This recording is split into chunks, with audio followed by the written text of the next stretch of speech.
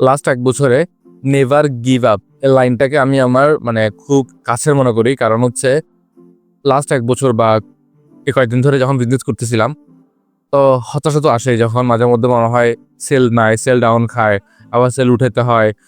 তো মাঝে মধ্যে বলি টিম মেম্বারকেও বলি, "ভাই চাকরি করলে তো ভালোই তো, এত পেইন না নিয়ে।" পরে আমার মনে হয় না, বিজনেস যখন করতে আসছি, বিজনেস হচ্ছে একটা ব্যাটল ফিল্ড বা যুদ্ধক্ষেত্র। এই যুদ্ধক্ষেত্রে আপনার অপোনেন্ট অনেক শত্রু থাকবে। তার মধ্যে একটা হচ্ছে আপনার সেলস নাই, তারপর মার্কেটিং হইতেছে না, তারপর হচ্ছে আপনার ব্র্যান্ডিং হইতেছে না, আপনার কাস্টমার আপনাকে নিয়ে খুশি না। অনেক রকম মানে শত্রু থাকে। তার মধ্যে আরেকটা বড় শত্রু হচ্ছে ডিস্ট্রাকশন। অনেকে আপনাকে অনেক রকম কথা বলতেছে, বুঝানোর ট্রাই করছে, "তোকে দিয়ে হবে না।" এই ধরনের পেইনগুলো আপনার খাইতে হচ্ছে। সবকিছু মিলে আরো বেশি হতাশা কাজ করে। তখন এই একটা লাইন খুব সাহস দেয়, "নেভার গিভ আপ।" মানে কখনো হাল ছেড়ে দিও না, হতাশ হইও না। হতাশ হওয়া যাবে না, হাল ছেড়ে দেওয়া যাবে না। কারণ হচ্ছে আমি যখন দেখতেছিলাম বড় বিজনেসম্যানের কথা ধরি, আলিবাবার মালিক জ্যাক মার কথা ভাবি। জ্যাক মা কতবার ফেল করছে, কিন্তু সে উঠে দাঁড়াইছে। তারপর ধরেন আমাদের বর্তমান সময়ে আলোচিত মিস্টার বিস্ট ইউটিউবার, ও সম্ভবত ৩৬০+ ভিডিও রিচই করে নাই। ৩৬৬ বা ৬৭ নাম্বার এপিসোড সম্ভবত রিচ করছে। ৩০০টা ভিডিও যে মানুষটা মেক করছে বা ৩৫০ ভিডিও মেক করছে, সে হতাশ হইতে পারে নাই। সেখানে আমি কেন হতাশ হব? তারপর ধরেন এরকম অনেক উদাহরণ দিতে পারবো। বাংলাদেশের ক্ষেত্রে ধরি Akij company, Akij group of industry বা এ ধরনের যারা বড় ব্র্যান্ডগুলো আছে, বিজনেসগুলো আছে, এনাদের শুরুটা কিভাবে হয়েছিল? দেখেন খুব ছোট, ওনারা নিজেরাও অত বেশি বড়লোক ছিল না। খুব দরিদ্র পরিবার থেকে বেড়ে ওঠা। সেখান থেকে তারা আজকে এই জায়গায় চলে আসছে। এরকম অনেক ভুরি এক্সাম্পল দেওয়া যায়, যারা পৃথিবীতে বর্তমানে মানে বস লেভেলের বিজনেস করতেছে। তাদের অনেকেরই এরকম খারাপ সময় গেছে। শুধু অনেকেরই খারাপ সময় গেছে না, প্রায় সবারই খারাপ সময় গেছে এবং খারাপ সময় থেকে তারা উতরে উঠছে। এখনো তারা অনেক সময় স্ট্রাগল করে। ঠিক আছে? এখনো ইলন মাস্ক বিভিন্ন সময় স্ট্রাগল করছে। তারপর ফেসবুকের জাকারবার্গও স্ট্রাগল করে।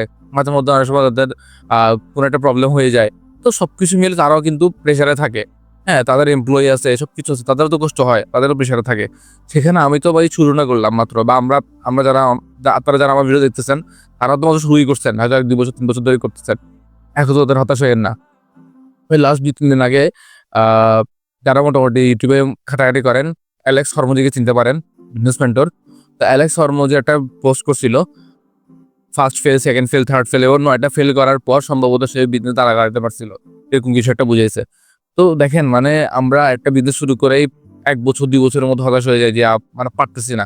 কিন্তু বড় বিজনেসম্যান যারা জায়ান্ট হইছে, প্রত্যেকেই ফেল করে হইছে এবং অ্যাপল দেখেন, আজকে যারা আইফোন ইউজ করতেছেন, অ্যাপলের মালিক কতগুলো স্ট্রাগলের মধ্যে দিয়ে গেছে।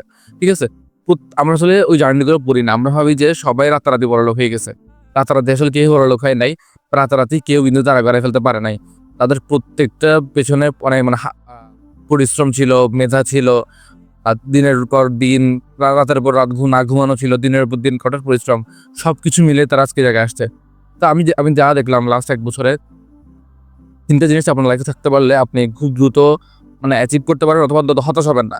১ম হচ্ছে আপনি যদি অনেক বেশি হার্ড ওয়ার্ক করেন। ২ হচ্ছে যদি আপনি কনসিস্টেন্ট থাকেন, মানে আমি লেগে থাকবো এই নিয়তে থাকেন। ৩র্ড হচ্ছে অ্যাডাপ্টেবিলিটি, মানে হচ্ছে বর্তমান ধরেন এআই আসছে, একেক যুগে একেকটা আসবে। এই প্রত্যেকটার সাথে খুব দ্রুত মানায় নিতে পারা। এটা খুবই ইম্পোর্টেন্ট। যদি আপনার ৩ টা জিনিস থাকে, হার্ড ওয়ার্ক, কনসিস্টেন্সি এবং হচ্ছে অ্যাডাপ্টেবিলিটি, আমার কাছে মনে হয় আরকি, তাহলে ইনশাআল্লাহ আপনি সাথে হচ্ছে নেভার গিভ আপ মাইন্ডসেট থাকে। ইনশাআল্লাহ আপনি সাকসেস হবেনই হবেন। আল্লাহ তাআলা সহজ করুক আমাদের জন্য। আমিন।